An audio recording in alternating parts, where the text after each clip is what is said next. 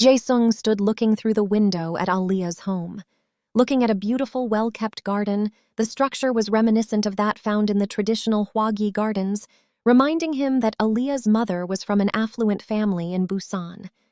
But his mind was on the current state of their lives. Jae-seung felt that he had to take responsibility for his part in all of this. A lot of what-ifs in the mix. What if he had not tried to intervene that first night when she stood in his club? What if he had sat back and watched the drama unfold under his watch? If he hadn't started this relationship with Aaliyah, she wouldn't have had to explain their relationship to her father. After he's gotten to know her, he really thinks that she would have been able to manage the situation herself, albeit not with ease, but her tenacity is that of a woman who has little fear. If she does, she doesn't show it. Aaliyah looked over at Jae-seung. "What are you so deep in thought about?"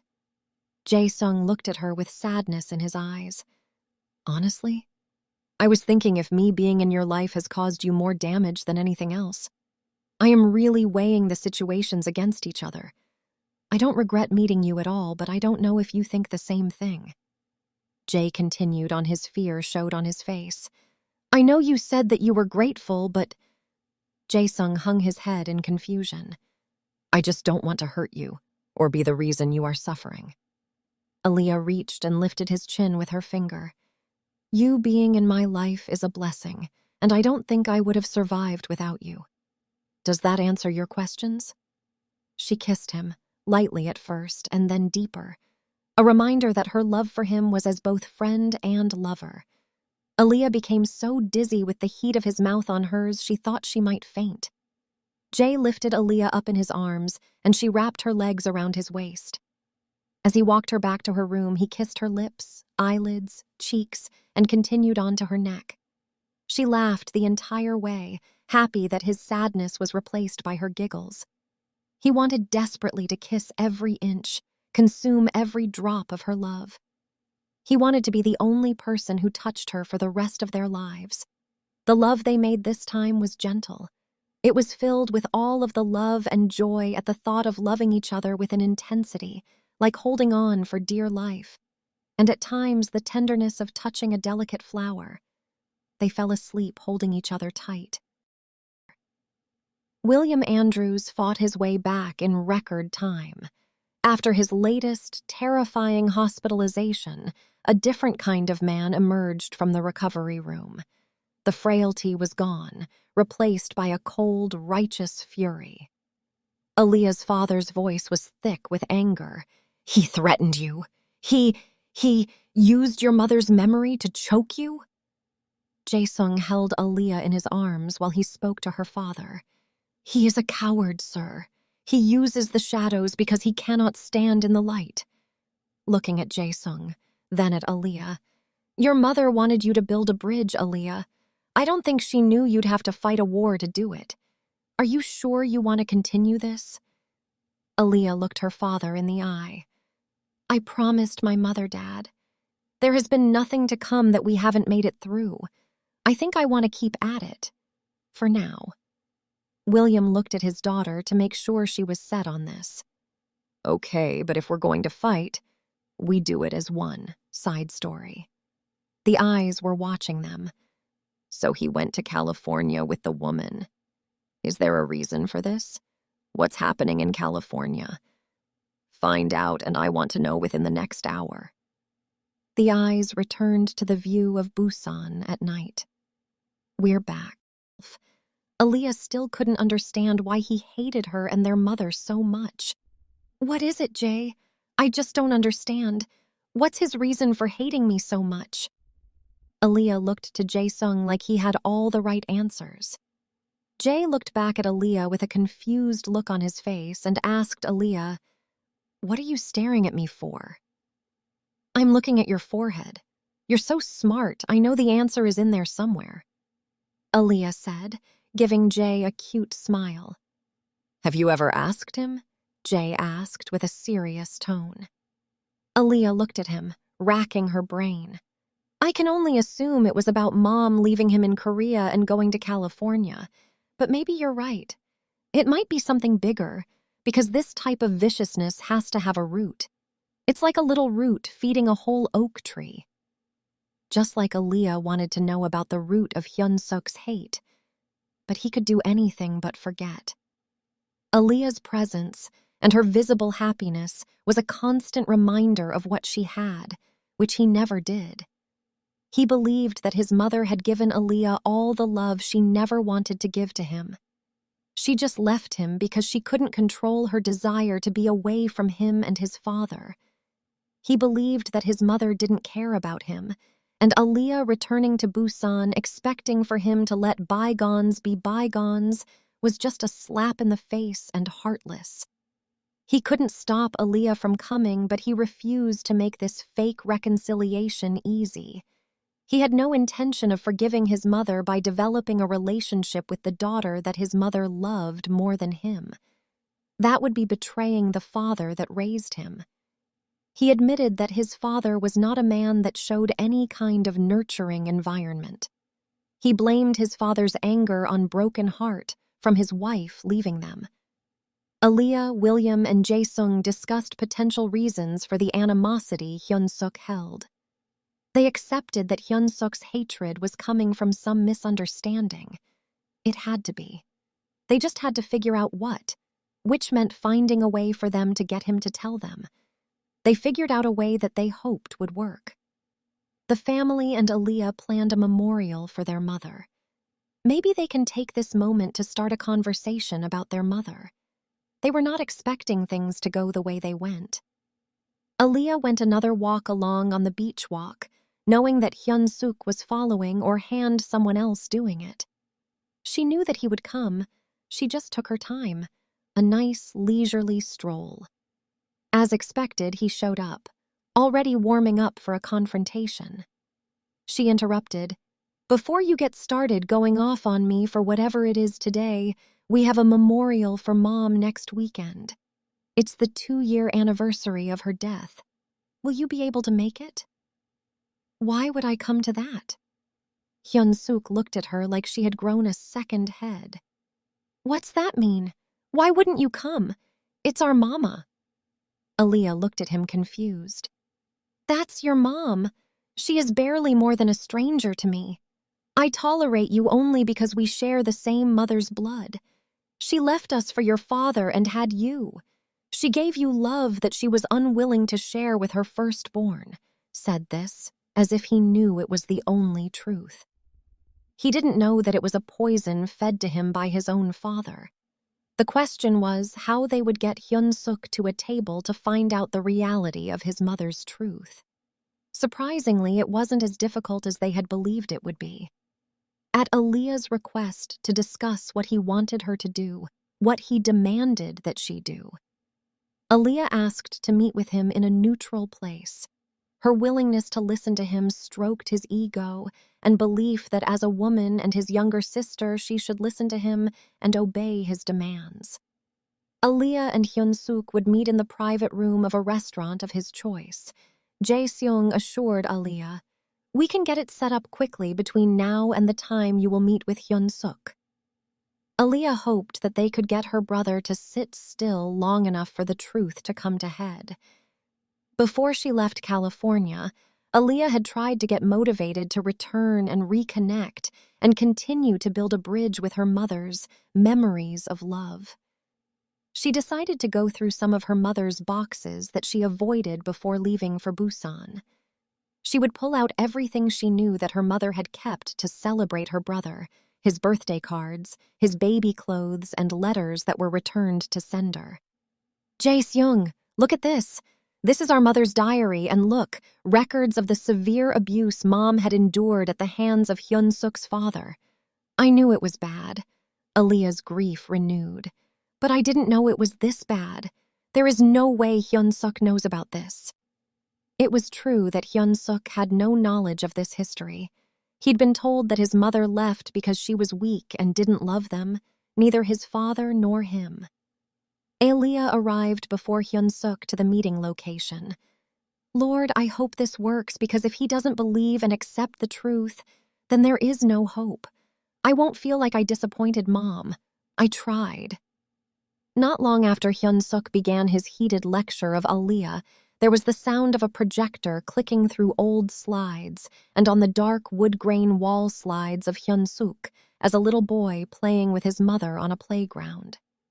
"What the hell is this? Why are you showing me this garbage to rub it in that she chose to leave me?" In spite of his anger, Hyun-suk could not tear his eyes away from the slides, and he quieted. The final blow to Hyun-suk's resolve didn't come from a gun. It came from a diary. While he was quiet and looking at the slides, bringing memories of his mother's face, happy, playing with him, Aaliyah slid him their mother's diary and the extensive record of the systematic abuse at his father's hands. Hyun-suk had been told his mother left because she was weak, because she didn't love them. The truth, that she fled to save her life, shattered him. With a soft voice, Aaliyah said the visible truth. "She didn't leave you, Hyun-suk. She escaped. She spent the rest of her life trying to get back to you, but your father built a wall of lies so high she couldn't climb over it." Hyun-suk, his voice breaking. He said she was evil and had abandoned me. He said she was nothing." Aaliyah, her voice still gentle and non-confrontational. "He was the demon. And now, what do you want to do about it? It's your father. She was your mother too." I don't know. I am so confused. I mean, I understand, but I didn't know. Why did he lie? I know that he was mean, but not that mean. He intentionally lied and kept my mother from me. He kept me from her. To hurt us both? Hyun-suk didn't even realize that tears found their way down his cheeks. Aaliyah tried to understand his pain, but her mind could not even conceive. He never got to share the experience of being raised by a loving mother, their mother. And now she is gone, and there will never be a moment for him to be held by his mother's arms. His own father burned the bridge between him and his mother down and built a wall instead, with a pain so intense in his eyes. "Aaliyah, little sister, I am sorry. I am sorry. I am so sorry. I hated you for so long. A hate you didn't deserve. I hated my own mother. Oh, my God, he had me hating my own mother, knowing the truth all the time. He knew what he had done and kept doing it even until her death. He hated her and me so much. That much." Hyun-suk's pain was turning to anger, and rightfully so. "Burn him. I want to burn his world down around him," Hyun-suk said with so much anger and pain. His tears were flowing heavily now. Aaliyah walked over and wrapped her arms around him. He dropped his head down to her shoulder and wept. "You don't have to burn it. Let us do it for you." And that is what they did. A montage of sounds, the shattering of glass, the roar of engines, the sound of police sirens, and the heavy thud of files being slammed onto prosecutors' desks. While Hyun-suk was conveniently sent away to America to handle family business, the Lee Syndicate, backed by Aaliyah's father and the local families, systematically dismantled the Kim faction. They didn't just use violence. They used the law, the bank accounts, and the truth. The Kim patriarch fell, his empire crumbling into the Busan harbor. Months later, the dust had settled. Aaliyah sat across from Jae-sung in a restaurant that felt like a sanctuary, not a fortress. Jae-sung relayed the good news to Aaliyah. The board approved the new International Trade Center today. Legitimate contracts, no meetings in the back rooms. Aaliyah offered Jae a bright smile. "See, I told you. You're much better at the suit and tie life than the dragon tattoo life." "I still have the tattoo, Aaliyah. But perhaps now it only has one person to protect." The door quietly swung open and Hyun-suk walked in. He looked tired, but his eyes were clear. Hyun-suk said awkwardly, "Aaliyah, I brought those photos of Ma from the old house." "Sit down, Hyun-suk. Let's look at them together." Aaliyah offered him some consideration. Aaliyah had forgiven the anger, for she understood the lie he had lived. 2 days later, Aaliyah received a letter. An invitation to lunch at a popular restaurant in Busan's heart. It was an invite, but not from who she thought it might be from. It was just 2 letters for a name along with the invite. It was broad daylight and in a populated place, so she just went. When she walked in and told the hostess who she was and that she was meeting someone, she was escorted to a booth near the rear of the restaurant. There was a woman there, looking at her with a face void of emotions. Beautiful, Korean, and wearing a suit that looked to cost as much as rent in the heart of LA. She waved a hand and offered Aaliyah a seat. As Aaliyah sat, she noted the thick envelope sitting on the table. Aaliyah sat down, interested to know what this was all about. "Do you know me? Why did you ask for this meeting?" "No, I don't know you. I just heard of you from others. Seeing as Jae-sung has never talked about you, I thought it would be nice if I introduced myself. My name is Han So-yeon. I am Jae-sung's fiancé." Aaliyah raised one eyebrow. "Really now? Funny, in the last 6 months of us dating, he has never mentioned you. Not once. It seems he forgot that he had a fiancé. You must have the patience of a saint to allow him to date someone else, hell, to even let that woman live with your future husband. Surely this is not why you invited me to lunch." It was Han So-yeon's time to raise an eyebrow. "Well, since we are so open to discussion, let me get to the quick of it. My patience has run out. I think it's time for you to head back to California. How much longer will Jae-sung be distracted by your presence? I am willing to offer you money, as much as needed for you to leave now." "Oh, so you know that I am from California, Los Angeles to be exact. I thought you knew little to nothing about me. Anyway now, my relationship with Jae is our business. If by chance he will, Jae-sung would be the one you would need to talk to about our relationship. At least that's what I would do. If he's your man, as you say, he is the one you should take this up with, not me. In me, you got the wrong one, in more ways than one." Aaliyah offered her clear advice, and she meant every word. "Now, if you'll excuse me, I have things to do, and I can only assume that you don't actually plan to eat." Aaliyah got up, picked up her bag, and was turning to go when Han So-yeon spoke. "Sit down. I am not done talking to you." She said that she was used to being obeyed. Aaliyah looked back over her shoulder. "As I said before, you got the wrong one on this. Trust me." Then turned and walked out, taking her phone out as she was walking out the door. Jae-swing picked up immediately. "Your girl, Han So-yeon, had me meet her for lunch. Don't fuss. I didn't know what it was about before I got here. I told her she needed to talk to you about your engagement plans. I also told her that she had the wrong one in me. And I meant that thing. I hope she took the hint." Jae-swing was quiet for a second too long. "Aaliyah came straight home. Don't stop. And watch your rear view for company." "What is it? Is she unstable? You're making me nervous. Is my life at risk, seriously?" Jae-sung was quiet again. "Slightly. Her family is another member of the syndicate here. She has always hoped that I would make the logical choice and make her my wife, even though we have never had a conversation about this before." "Aaliyah. I would say she is more than a little unstable and with resources that can be a big problem. I haven't heard from her since before you got here, so I assume she has gotten tired of watching us." Aaliyah nodded to herself. "She said as much. Asked me when I was leaving. Seriously? I told her she needed to talk to you about that." "Okay, well, I'm about 10 minutes away. I'll see—" Jae interrupted her. "I'm staying on the phone until you are in my arms." "What? You can't be serious? Is it really that big of a problem?" Aaliyah asked, not believing that this all might be real, because it sounded like it was straight out of a K-drama.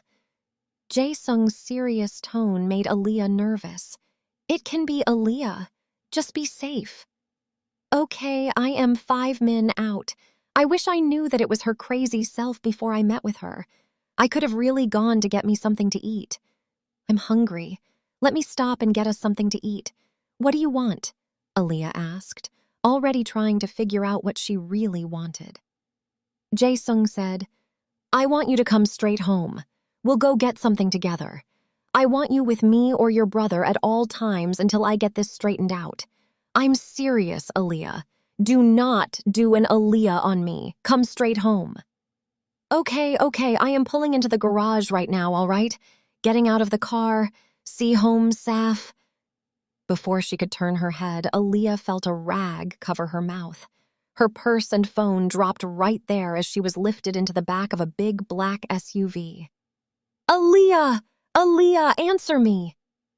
Jae-sung was grabbing his keys and heading for the door before he finished his sentence. When he arrived in the garage, he saw the car, her purse, keys, and phone there on the ground. Quietly, the very thought had taken his breath away. They took her. They took her. The first person he called was Hyun-suk. She's his sister, and this was his world too. Hey man, what's... She took her, Hyun-suk! She took her! Jae was yelling into the phone. I know it's her! I'm on my way! Where are you? I'm at home. Aaliyah took someone? Took who? Hyun-suk asked, getting thoroughly confused. No, Aaliyah didn't take anyone. They took her, Jae-sung said with a deep, menacing voice. His distress changed to anger. Who in the hell are they, and they took her where? It was Hyun-suk's turn to get distressed. I'll tell you when I get there, Jae-sung said. He was too upset to drive and talk. He was holding it together with a thin thread. He knew that if he tried to talk about it and drive, he might lose control. Aaliyah slowly regained consciousness. She had to get her bearings and remember what happened. Her first thought was about Jae-sung.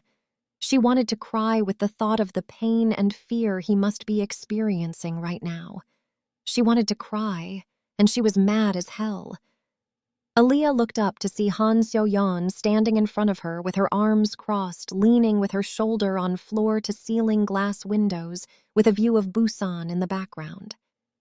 No empty warehouse. Seo-yeon had brought Aaliyah and had her seated inside a clean, high-end private living room with minimalist luxury design. Soft lighting, neutral tones, controlled environment, no visible clutter. Like this was a family visit instead of a kidnapping. Seo-yeon stepped away from the window towards Aaliyah. Of course I must offer the cliché. Thank you for joining us. But I don't do dirty, abandoned warehouses. That's for folks like your brother. Aaliyah just listened as Seo-yeon continued. I know we just met, but I felt like you didn't hear me tell you that we weren't finished talking. So let me get your attention, now. This is the issue. There is no room for you in the making of one empire from two. Jae-sung and I are fated to build a bridge between the two. Aaliyah finally spoke calmly, more calmly than Seo-yeon had expected. So you think my relationship with Jae-sung is interrupting your destiny? Are you even listening to yourself? If it's your destiny, there would be nothing I could do to stop it. You have distracted Jae-sung from his responsibilities, and that needs to be stopped. I will not let you ruin our lives. Seo-yeon's frustration with Aaliyah's calmness started to grow. Aaliyah was skating on thin ice, but she knew that Jae-sung would find her. She just had to buy time without getting killed in the process. Let me get an understanding about what you are saying. You are the head of a faction in the syndicate that Jae-sung is the Don of, and you think by marrying Jae-sung those two factions will become one big kingdom with you as the queen? Han So-yeon looked at Aaliyah, losing some patience. Are you mocking me? It seems you understand the importance of the union between Jae-sung and me, so you should also grasp the fact that you are a hindrance to this happening. Seo-yeon, you think that me leaving is the answer and that Jae-sung will choose to marry you after I am out of the picture? So let's test that theory. I'll pack my things and head home to California. I'm really tired of all of the shenanigans y'all have going on down here. Turf wars, kidnappings, arranged marriages, etc. I'm good at all of this. As much as I love Jay, I am not willing to lose my life over it. So if you want to buy the ticket, I'm willing to get on the plane and head right back to LA. Aaliyah offered a solution to the problem with a straight face. She knew that there was no point in arguing with Seo Yeon, and she wasn't in the mood, so the likelihood of her saying something out of pocket to the unstable woman would only make things worse. Hyun-suk opened the door for Jae-sung, and Jae-sung looked like he had been in a fight. Hair disheveled like he rubbed his hand through it or pulled it out altogether. "Tell me what's going on, Jae." They took her. She took her. I know it's her. I don't think your father is in a position to do this, so it has to be her, Jae-sung said, pacing back and forth. Hyun-suk grabbed Jae-sung's arm to stop the pacing and to get the full story. "Who are they and who is she? Why would they take Aaliyah? What the heck is going on, Jae? And stop pacing, damn!" Han So-yeon. She called Aaliyah out today to tell her she was interfering with a marriage between Seo Yeon and I. Wait, so you're supposed to marry Han So-yeon and she kidnapped Aaliyah? Why? Hyun-suk said with disbelief at the entire situation. Why bring Aaliyah into this? She wants to get rid of Aaliyah and she thinks that will make you choose her instead? Is she crazy? Yes, that's why I am scared. Her obsession is guiding her actions right now and she feels like Aaliyah is the answer. We have to find them. We have to find them now. How well do you know Seo Yeon? Jae asked. Hyun-suk looked at Jae. I don't know her well enough to help you out. You don't know her. You're the one who is supposed to be marrying her. I don't know her either. We've spoken just a handful of times. More like I spoke with her father about the potential benefits of joining operations, since he has no heir other than Seo Yeon. He suggested a union. I told him we could talk further later, but then Aaliyah came into my life. We have to figure out how to get her back from this woman, Jae-sung offered with a distressed and guilty look on his face. He knew he should have dealt with this before it got this far.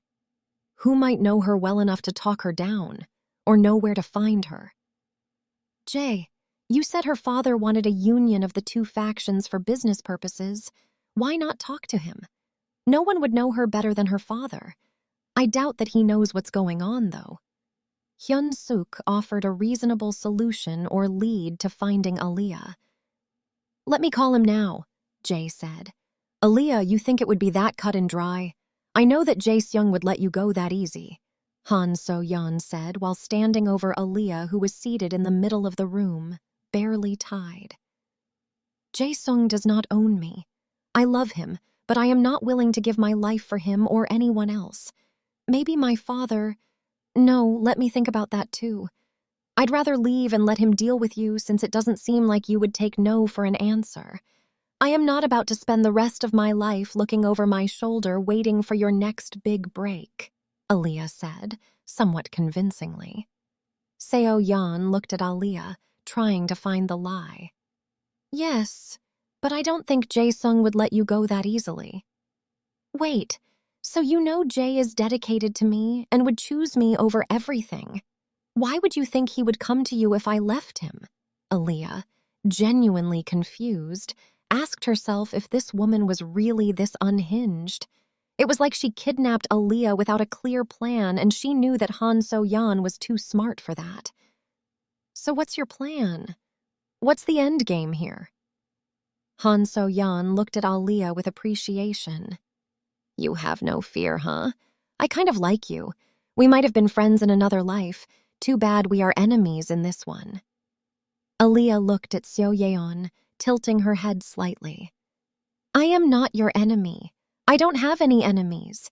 Your desire for a marriage to Jae-sung actually has nothing to do with me. That's between you and him. He is grown. I don't have to speak or act on his behalf. You care so little for him that you would desert him if the shoe was on the other foot. Seo Yeon had the nerve to look offended at the possibility. No, I never said that. I said he is grown enough to make his own decisions. If he wanted me to, I'd fight my hardest to get him back into my arms, said with all conviction. I understand that emotion. If I can't have him, I'll burn Busan to the ground. The straight look on Seo Yeon's face as she said that made Aaliyah nervous. While Aaliyah was keeping Seo-yeon talking, Jae-seong and Hyun-suk had been looking for Han Seo-jun, Seo-yeon's father. They had found him in his office at the docks. Jae and Hyun had walked into his office without being announced or knocked. This wasn't a cordial visit. Jae-sung stopped in front of Seo-jun's desk. "Do you have any idea what your daughter has done?" Seo-jun looked at Jae-sung as if he had grown a second head. "What gives you the idea that you can just walk into my office, my territory, with an invite?" Jae put both hands on Seo-jun's desk and looked at him. "I received a special invite from your daughter. Now I asked you if you knew what she was doing." "No, but I guess you'll tell me," Seo-jun responded. Hyun-suk, who was struggling to stay quiet and let Jae-sung handle it, broke his silence. "She has kidnapped my sister." Hyun-suk's tone was venomous. "She thinks that this is the way to demand the union that you brought up. I am holding you responsible if this woman, that is under my protection, is not returned without a hair harmed on her head, and not before midnight tonight, you will wish your daughter had never been born." Jae had set the expectation. "Aaliyah is my only sister, Han Seo-jun. Also, our faction no longer exists, but my connections and danger still exist. I don't know what your daughter wants, but kidnapping my sister ain't the way to get it. The famous side of me and the shameless side of me will meet you in hell if my sister is not returned unharmed. So you better find your daughter so she doesn't destroy the world you know." Hyun-suk's threat was definitely a promise, and Han Seo-jun knew it. Both men left, and as they were walking out, Jae warned Seo-jun, "You better find her before I do." 10 minutes later, So-yeon's phone rang. She sent it to voicemail. It was followed up by a text from her father. "Answer the phone." The phone rang again. She answered this time. "What are you doing? No, what have you done?" Seo-jun asked without anger. So-yeon turned to her goons. "Watch her," and headed to her office suite. "What do you mean, what have I done? I did what I had to fix the problem." "And you thought this was the way? I thought you were smarter than that. You didn't just take a protected person from one faction, who just happens to be the Don, but you picked the protected person from one of the most ruthless factions in the syndicate. What were you thinking?" Seo-jun asked. "I know what I am doing. If Jae-sung doesn't agree to marry me within 48 hours, I will start sending him pieces of his precious protected person," So-yeon said with all the confidence of a fool. "Have you lost your mind? You don't even have 6 HRs to return her, or will we be annihilated and then buried within 24? You should have come to me before doing something so stupid." "If I can't have him, she won't either. I have her here at—" Before she could finish her sentence, the doors of her penthouse condo flew off the hinges. As she ran back into the living area, she saw her 2 goons laying on the ground and Aaliyah standing inside Jae-sung's arms as he checked her for bruises. She was so busy heading towards them that she was not paying attention to Hyun-suk, whose anger had already passed its boiling point. Hyun-suk had raised a hand when Aaliyah screamed, "No, Oppa! Stop, please, don't do it. You are not your father." Hyun-suk froze. Aaliyah had never called him Big Brother before. It was like being punched in the chest. It took his breath away. He turned to look at her, Seo-yoon completely forgotten. "Oppa? Or would you prefer Ora Beoni?" Aaliyah asked with tears in her eyes. "Thank you for coming to get me." She wrapped her arms around him tightly and laid her head on his shoulder. Hyun-suk struggled to hold it together. During their brother-sister moment, Jae-sung turned to Seo-yeon. "I don't know what you were thinking and what you thought the end result might be. I got what I wanted. I wanted you to see me and how much I am willing to do for you," Seo-yeon said. Jae-sung looked her in the eye and pointed his finger at her. "You are lucky I didn't kill you. It was a thought." Jae took his phone out and called Seo-jun. "I'm going to give you the courtesy of dealing with your daughter. I came to get what's mine to save you the trouble. Now I want you to handle this situation. If I ever see her face again. Jae turned and looked at Seo-yeon as he said this. It will be the last time you see her. Do you understand? Jae-sung said that to both of them. After hanging up the phone, Jae went over to Aaliyah and picked her up, heading for the elevator. "Put me down!" Aaliyah yelled. Jae-sung looked at her. "Let me think about it." Hyun-suk turned to So-yeon. "Leave my family alone so I don't have to come for yours." 3 weeks later, Jae, Aaliyah, and Hyun-suk were arriving in LA, heading to Aaliyah's house. Their goal, to get backers and contracts to open Lapis Blue LA. This was Hyun-suk's idea, and with Jae's mentorship, he planned to manage it. Jae and Aaliyah would return to Busan and work to make Lapis Blue and some other investment and logistical parts under Jae legitimate. They were considering marriage and children, but Aaliyah was adamant that she would bring no child into that world. The only battle in Busan she wanted was the one they would have to go legitimate. It might not be so easy, but it will get done. Aaliyah whispered to heaven, "Mom, I did as I promised. We rebuilt the bridge. Neither one of your children will stand on this bridge alone. I promise. Love y'all. Thanks for staying to the end of Aaliyah's and Jae's story. If you haven't subscribed, please do. Set the notification and look out for an epilogue, or maybe the next installment, part 3, could be not. Who's to say? See you soon.